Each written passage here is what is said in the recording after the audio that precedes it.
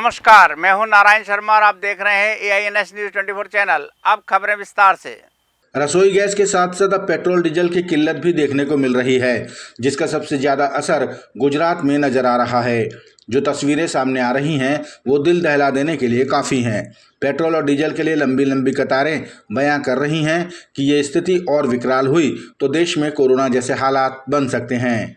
आम आदमी पार्टी के सुप्रीमो अरविंद केजरीवाल ने पेट्रोल डीजल की किल्लत के लिए मोदी सरकार की विदेश नीति को जिम्मेदार बताया। से अभी हमें पता चला है पूरे गुजरात के अंदर हर पेट्रोल स्टेशन के ऊपर लंबी लंबी लाइनें लगी हुई हैं। पैनिक बाइंग हो रहा है पूरी तरह से। और जो स्टेटमेंट प्रधानमंत्री जी ने संसद में दिया उसमें उन्होंने खुद कहा कि आने वाला समय जो है वो बहुत कठिन है। ये केंद्र सरकार की और मोदी सरकार की जो नीतियां हैं, विदेश नीति है खासकर, उसकी वजह से आज पूरा देश ये भुगत रहा है। क्या जरूरत थी उनको युद्ध के एक शाम पहले नेतन्याहू को जाके गले लगाने की? क्या जरूरत थी? इजराइल जाने की क्या जरूरत थी? ट्रंप की गुलामी करने की क्या जरूरत थी? पूरे देश को ट्रंप की कदमों में रखने की क्या जरूरत थी? ईरान हमारा पुराना दोस्त था, ईरान से दुश्मनी कर ली। आज हमारा कोई भी जहाज वहां से गैस या पेट्रोल लेकर, तेल लेके नहीं निकल पा रहा। अगर हम न्यूट्रल स्टैंड रखते, दोनों पक्षों के, हम किसी भी पक्ष के खिलाफ ना बोलते, तो आज हम इतनी बुरी हालत में नहीं होते जो आज हम। टॉप नक्सली कमांडर पापा राव अपने हथियारबंद साथियों के साथ आत्मसमर्पण करने पहुंचा। ऐसे कयास लगाए जा रहे हैं कि नक्सली कैडर का ये अंतिम नक्सली है, जिसके मुख्य धारा में आ जाने से नक्सलवाद पूरी तरह से खत्म माना जाएगा। केंद्रीय गृह मंत्री द्वारा नक्सलवाद समाप्ति को लेकर दी गई डेडलाइन के कुछ दिन पहले ही पापा राव जैसे टॉप नक्सली लीडर का आत्मसमर्पण करना एक बड़ी जीत माना जा रहा है।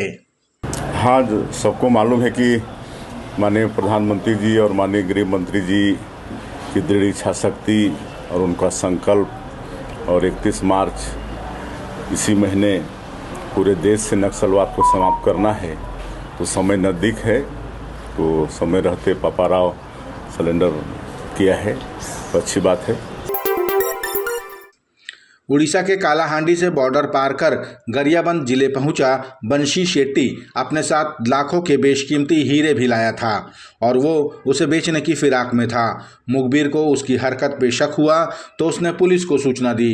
पुलिस ने उसे पकड़कर तलाशी ली तो उसके पास से बिना तराशे हुए 34 नग हीरे के टुकड़े मिले, जिसकी कीमत लाखों में है। पुलिस ने उसे गिरफ्तार कर हीरो को जब्त किया और खनिज विभाग को जांच के लिए सौंप दिया है।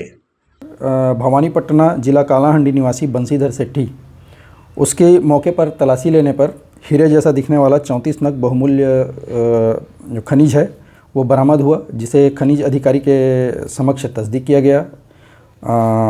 उसका हीरे होने की संभावना है और उस पर उसे विधिवत जब्त करके आरोपी को हिरासत में लिया गया है। इसके ऑथेंटिसिटी के लिए इसे लैब परीक्षण के लिए भेजा जाएगा। परीक्षण उपरांत हीरा होने पे ये लगभग 127 कैरेट वजन है, तो अनुमानित कीमत इसकी लगभग 60 लाख के आसपास होगी।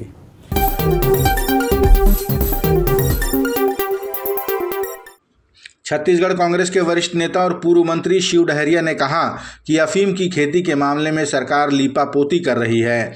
सरकार चाहती है कि अफीम के मामले उजागर न हों, लेकिन जागरूक जनता सरकार के मंसूबों पर पानी फेर रही है। उन्होंने कहा कि अब कमल का फूल मुरझा रहा है। हो सकता है भाजपा अगला चुनाव खिलते हुए अफीम के फूल निशान पर लड़े। कार्रवाई कुछ करे तो दिखता है। रोज़ तो अफीम के खेत पकड़ा रहे हैं, रोज़ लगभग हर दिन ये मामले आ रहे हैं। तो वो सरकार क्या कर रही है दिख रहा है।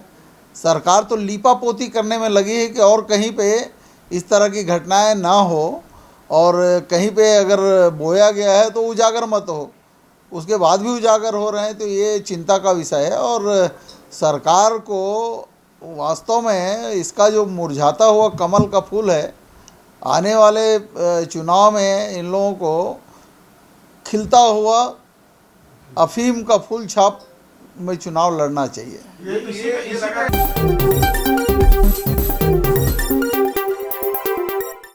छत्तीसगढ़ शिवसेना द्वारा रामनवमी के अवसर पर विशाल शोभा यात्रा निकाली जाएगी, जिसमें भगवान राम के जीवन पर आधारित झांकी विशेष आकर्षण का केंद्र रहेगी। शिवसेना के कार्यकर्ता रेशम जांगड़े ने बताया कि शिवसेना की ये रामनवमी पर निकाले जाने वाली शोभा यात्रा का 42वां वर्ष है। इसमें धर्म सभा का भी आयोजन होगा, जिसमें सनातन धर्म की विशेषता के गुणगान के साथ गंभीर बातों पर चर्चा भी होगी। ये जो रामनवमी की शोभा यात्रा है विगत 40 वर्ष से निकलते आ रही है, 42वां वर्ष है और माननीय धनंजय सिंह परिहार जी के नेतृत्व में ही निकलते आ रहा है। इस शोभा यात्रा का जो मार्ग है, जिसमें भगवान की पूरे चरित्र के द्वारा जो झांकी बनाई जाती है, जैसे गणेश की झांकी निकलती है उसी प्रकार की झांकियाँ इस शोभा यात्रा में सम्मिलित होगा। और जो हमारा जो धर्म सभा है, हम अवगत कराना चाहते हैं कि छत्तीसगढ़ के लोगों को कि अपने धर्म की प्रति आस्था रखें, दूसरे धर्मों के प्रति उतना झुकाव ना डालें जिससे कि खुद की नुकसान है। जैसे आज भी पेपर में आया है, SC ST के लोग जो धर्मांतरित हुए, जो आज लाभ उठा रहे थे, जो लाभ उठा रहे हैं उनसे पूरा प्रतिबंध लगा दिया गया है। तो अच्छी बात है, ऐसे लोगों को लाभ नहीं मिलना चाहिए। जो लोग एक केवल में जिसको लाभ मिलना चाहिए वो वंचित हो जाते हैं और धर्म परिवर्तन कर लेते हैं, उनका फ़ायदा उठा रहे हैं। तो ऐसे लोग के ऊपर भी अंकुश लगानी चाहिए।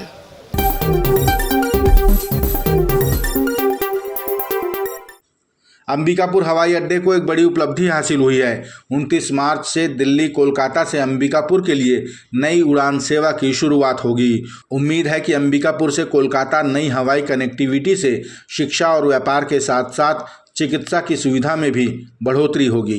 प्राप्त जानकारी के अनुसार दिल्ली से अंबिकापुर होते हुए बिलासपुर के लिए सोमवार और बुधवार को इंडिगो एयरलाइंस की फ़्लाइट नंबर 91613 और 91614 उपलब्ध होगी। वहीं कोलकाता से अंबिकापुर के लिए शनिवार और गुरुवार को फ़्लाइट उपलब्ध होगी।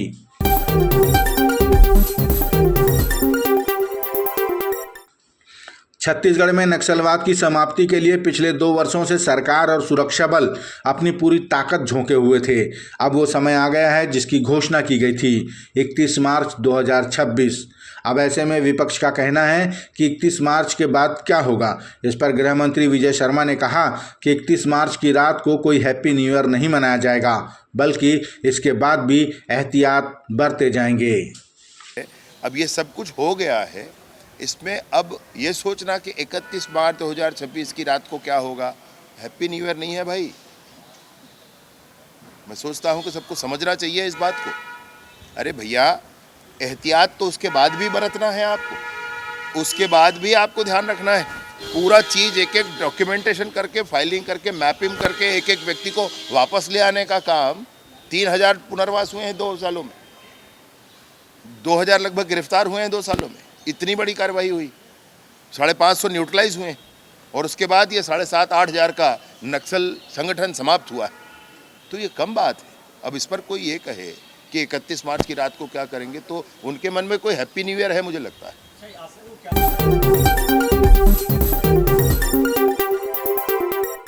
अफीम की खेती को लेकर मुख्यमंत्री विष्णुदेव साय ने सख्त कार्रवाई के संकेत दिए हैं। उन्होंने कहा कि जैसे ही दुर्ग जिले के समोदा में पहला मामला प्रकाश में आया, हमारी सरकार ने सभी जिला कलेक्टरों को सर्वे के निर्देश दिए और कहा कि अफीम की खेती करते पाए जाने पर कड़ी से कड़ी कार्रवाई की जाए, चाहे वो कितना भी रसूखदार क्यों न हो। जी बिल्कुल, जब दुर्ग में अफीम की खेती की बात सामने आई थी तो उसी समय सारे कलेक्टरों को निर्देशित किया गया था कि सभी अपने अपने ज़िलों में सर्वे करवा लें, जांच कर लें, कहीं अफीम की खेती तो नहीं है। और उसी का परिणाम है कि और भी कुछ जगहों में हमारी पुलिस वहां पर जाकर चिन्हित की है और उनके ऊपर सख्ती से कार्रवाई सरकार कर रही है। और कोई भी मतलब कितनों भी बड़े रसूखदार होंगे, सरकार सख्ती से उनके ऊपर कार्रवाई करेगी।